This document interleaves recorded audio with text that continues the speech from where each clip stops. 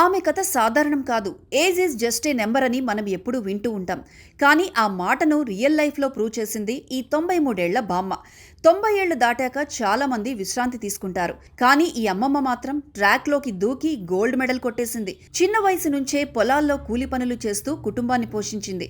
8 మంది పిల్లలకు తల్లి తండ్రి తానే అయి పెంచింది. జీవితమంతా బాధ్యతలతో నిండిపోయినా ఆమె మనసులో ఎప్పుడూ ఒక కల మేల్కొని ఉండేది. 2 ఏళ్ల క్రితం మనవడు జై కిషన్ పారా అథ్లెట్లకు ట్రైనింగ్ ఇస్తుంటే నేను పరిగెత్తుతా అని పానీదేవి ఛాలెంజ్ చేసింది. మొదట అందరూ నవ్వారు. కానీ ఆమె మనవడు మాత్రం పరిగెత్తు అని ప్రోత్సహించాడు. మనవడి సపోర్ట్తో 91 ఏళ్ల వయసులోనే రన్నింగ్ ప్రారంభించి కాళ్లు వణికినా గాయాలు పాలైనా ఆవిడ పరుగు మాత్రం వీడలేదు. రోజు ఇంటి పనులు పూర్తి చేసి ట్రాక్ లో ప్రాక్టీస్ చేయడం ఆమె రొటీన్. 100 మీటర్ల ట్రాక్ ను 91 ఏళ్ల వయసులో కేవలం 45 సెకండ్లలో పూర్తి చేసి అందర్నీ సర్ప్రైజ్ చేశారామె. గాగ్రా చోళీతో ట్రాక్ లో దూకిన ఆమెను చూసి క్లాప్స్ తో మైదానం మార్మోగింది. పోటీకి ముందు గుంతలో పడిపోయి మోకాళ్లకు సీరియస్ ఇంజురీ అయింది. డాక్టర్స్ బెడ్ రెస్ట్ తీసుకోమన్నారు. కానీ పానీదేవి డెసిషన్ ఫైనల్.